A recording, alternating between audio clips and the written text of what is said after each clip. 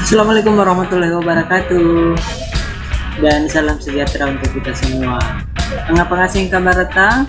Barang bagi-bagi asing joki, naik kurle, ampilang ngiri, apa kulir bobatuan ke ane watua. Dari dia kelampai, tulinan Renita, di channel Muhammad Tirari Ewa. Jangan lupa subscribe, like, serta komen.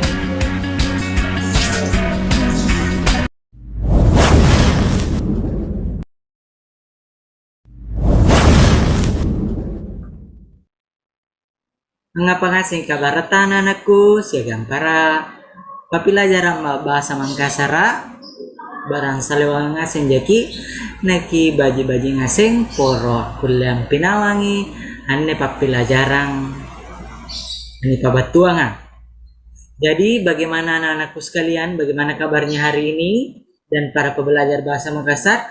Mudah-mudahan kita semua dalam keadaan sehat walafiat sehingga kita mampu mengikuti pelajaran yang disampaikan pada kesempatan kali ini.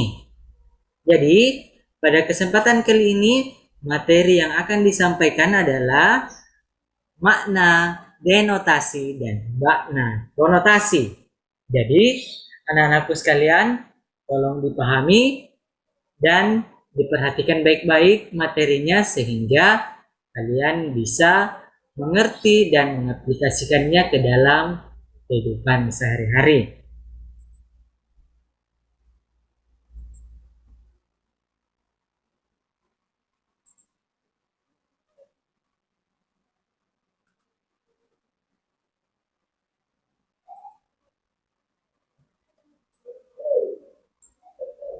Apabila jarang, maka apa? Atau materi keempat, denotasi, nah konotasi. Kelas 7 semester gas salah. Untuk kelas 7 semester ganjil. Adapun kompetensi dasarnya pada 3.4 memahami konsep denotasi dan konotasi serta menentukan jenis makna dalam teks sastra maupun non-sastra Makassar. Tujuan pembelajarannya yaitu setelah membaca materi dan menyimak penjelasan guru, maka peserta didik mampu menjelaskan pengertian makna denotasi dan konotasi. Kemudian menjelaskan jenis makna dalam teks sastra maupun non-sastra. Kompetensi dasar yang kedua, pada 4.4 menggunakan kata yang bermakna denotasi dan konotasi dalam teks sastra maupun non-sastra Makassar. Tujuannya yaitu setelah menyimak contoh yang diberikan oleh guru, maka peserta didik mampu membuat teks sastra maupun non-sastra yang di dalamnya terdapat makna denotasi dan konotasi. Oke, pengertiannya, kemampuan seseorang dalam memilih dan menggunakan kata dalam menyampaikan maksud ataupun keinginan maupun pendapat sangat diperlukan. Demikian pula penggunaan bahasa Makassar diharapkan dapat memahami nilai rasa bahasa yang digunakan agar dapat berkomunikasi dan berinteraksi dengan masyarakat Makassar. Berdasarkan ada tidaknya nilai rasa pada sebuah kata dapat dibedakan adanya makna denotasi dan makna konotasi. Apakah itu makna denotasi dan makna konotasi? Mungkin dari beberapa anak-anakku dan para pembelajar sekalian sudah ada yang paham apa itu makna denotasi dan makna konotasi. Oleh karena itu, marilah kita belajar bersama-sama. Yang sudah tahu, marilah kita mengulang. Yang belum tahu, marilah kita belajar. Ya. Makna denotasi adalah makna yang sesuai dengan konsepnya atau makna yang sesuai dengan referensinya ataupun makna yang sesuai dengan arti sebenarnya.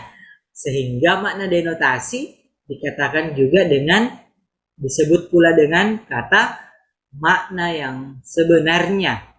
sebenarnya yang diucapkan, itulah maknanya. Selanjutnya, makna konotasi adalah makna yang digunakan untuk mengacu bentuk atau makna yang lain yang terdapat di luar makna sebenarnya atau makna leksikalnya. Maksudnya, yang diucapkan ada makna yang terkandung dari atau arti lain yang terkandung dari hal-hal yang diucapkan tersebut. Nah, untuk lebih memahaminya, kita perhatikan contoh berikut. Perhatikan dengan baik. Pada bagian A, Nasura ammakku mange amalli golla nakaluku riga dena daing kebo. Nah, jadi saya disuruh oleh ibu untuk membeli gula dan kelapa di warung Daeng Kebo.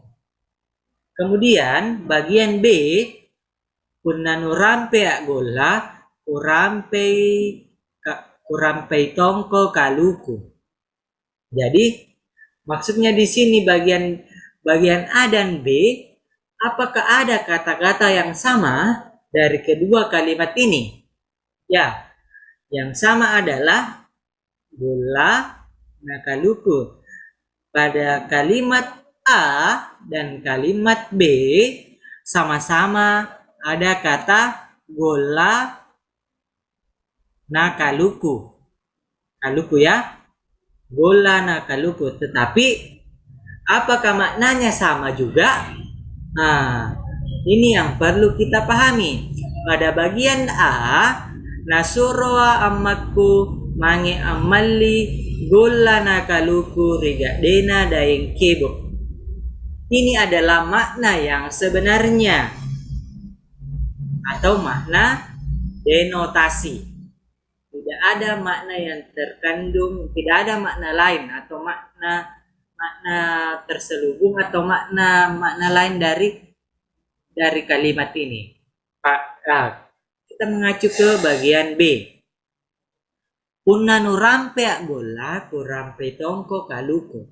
Maksudnya di sini ada makna yang terkandung. Apa sih maknanya dari kata-kata ini? Maksudnya, jika kamu memberi saya kebaikan atau jika kamu berbuat baik kepada saya, maka saya akan berbuat baik pula kepada kamu. Itu adalah maknanya. Sehingga bagian B ini termasuk contoh makna konotasi atau makna yang di luar makna leksikalnya. Untuk contoh lain, perhatikan. Nah, untuk denotasi gangam paria napallu amakku, artinya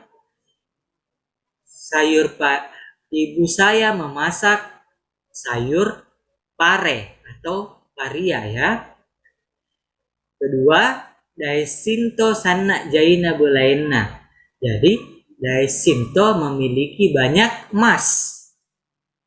Itu tidak ada makna yang terkandung. Ini makna yang sebenarnya. Ini maknanya yang sebenarnya. Kemudian konotasinya. Untuk konotasi, paria kau paim pangainu. Adakah seorang, ini kalau diartikan secara langsung berarti pare ternyata rasa sukamu.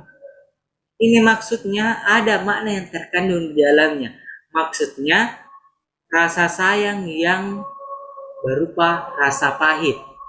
Berarti rasa yang tidak baik ya. Kemudian kedua, asipak bulaini imina. Maksudnya si Mina memiliki sifat seperti emas. Ini ada maknanya. Tidak mungkin orang yang bersifat emas. Tetapi bulain diartikan sebagai sesuatu yang baik, yang berkilau. Berarti si Mina ini memiliki sifat yang baik. Jadi anak-anakku sekalian, tolong diperhatikan jika membaca sebuah kalimat ataupun wacana, tolong dilihat kalimatnya. Apakah kalimatnya itu denotasi ataupun konotasi. Bisa saja dalam suatu kalimat ada kata yang sama tetapi makna dari kata tersebut itu berbeda. Oke? Anak-anakku sekalian, mudah-mudahan bisa dipahami. Jadi makna denotasi adalah makna yang sebenarnya. Jadi kalau saya mengatakan kunna boko mo lampangku rampeak gula naku rampe kikaluku, itu adalah, jadi jika saya sudah pergi, beri saya gula dan saya akan balas kelapa. Ini berarti ada maksud di dalamnya. Maksudnya, jika saya sudah pergi, berikan saya kebaikan, maka saya akan balas kebaikan. Maka itu adalah contohnya dari makna konotasi. Tetapi dalam kalimat ini, nasoro amma kumange riga dena dan kebo amal gula nakaluku, berarti ini gula dan kelapa yang sebenarnya. Oke, mudah-mudahan anak-anakku bisa memahami materi pada kesempatan kali ini. Lebih dan kurangnya mohon dimaafkan. Billahi taufiq wal hidayah. Wassalamualaikum warahmatullahi wabarakatuh dan salam sejahtera untuk kita semua. Semoga kita dalam keadaan sehat walafiat.